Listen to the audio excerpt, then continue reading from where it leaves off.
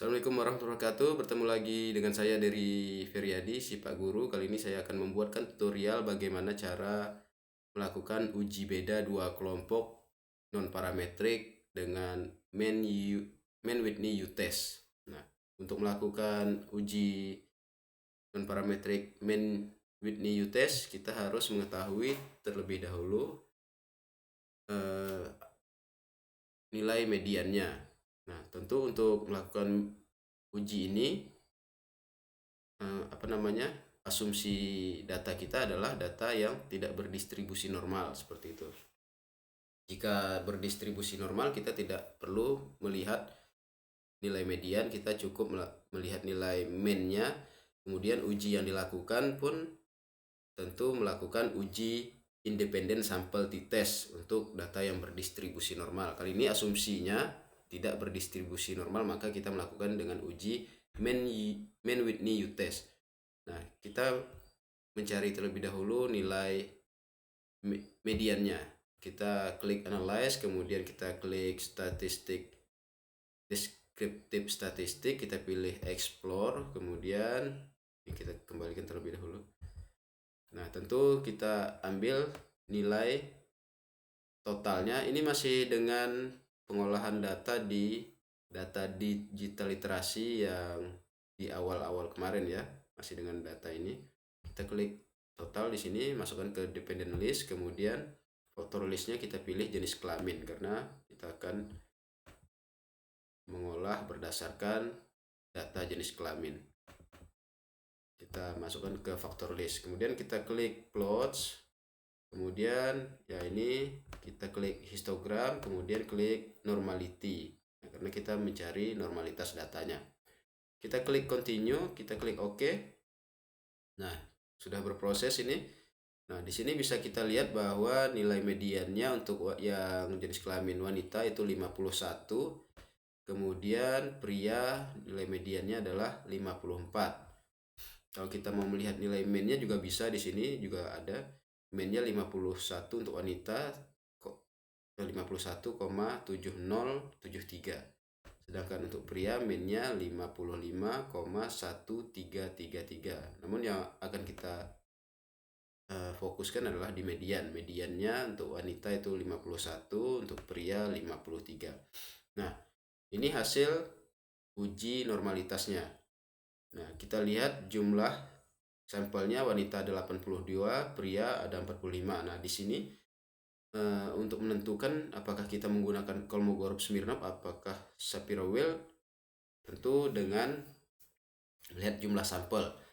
Kalau jumlah sampel kurang dari 50, artinya kita menggunakan Shapiro-Wilk. Kalau lebih dari 50 sampai atau lebih, itu kita bisa menggunakan Kolmogorov-Smirnov. Nah, karena salah satu sampel itu yang pria ini berjumlah 45, artinya kurang dari 50, berarti kita membacanya menggunakan Shapiro-Wilk untuk tes normalitas. Nah, untuk nilai signifikan itu dikatakan berdistribusi normal jika berada di atas 0,005. 0 berada di atas 0,05. Nah, kita lihat untuk yang wanita di Shapiro-Wilk itu nilainya 0,054, artinya lebih besar daripada 0,05. Nah, yang wanita ini berdistribusi normal datanya. Kemudian yang pria nilainya adalah 0,540. Apalagi yang ini juga berdistribusi normal karena keduanya berada di atas nilai 0,05. Nah, kalau seperti ini seharusnya kita menggunakan uji bedanya karena dia berdistribusi normal, tentu seharusnya menggunakan uji independen sample t-test. Nah, namun pada kesempatan kali ini kita asumsikan bahwa data ini tidak berdistribusi normal atau di bawah 0,05. Anggaplah ini yang wanita 0,01 misalkan seperti itu, yang pria 0,03, artinya keduanya di bawah 0,05, tidak berdistribusi normal, asumsinya seperti itu. Oke, langsung saja kita membuatkan tutorial cara mengolah data dengan main Whitney U-test. karena asumsinya bahwa data kita tidak berdistribusi normal.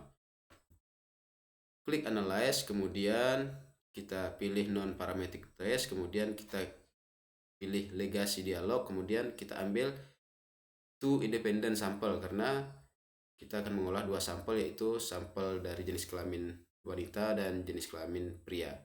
Klik ini, kemudian kita kembalikan terlebih dahulu ini. Di variabel test list kita masukkan nilai total, kemudian grouping variabelnya kita masukkan jenis kelamin karena kita datanya mengolah data jenis kelamin. Nah, masukkan ke sini. Kemudian kita klik define group karena kita sudah mengganti jenis kelamin wanita itu dengan angka 1, kemudian pria itu dengan angka 2. Nah, maka kita masukkan nilai ini. Kita klik continue, kemudian di sini tercentang main with new. Nah, kita klik OK.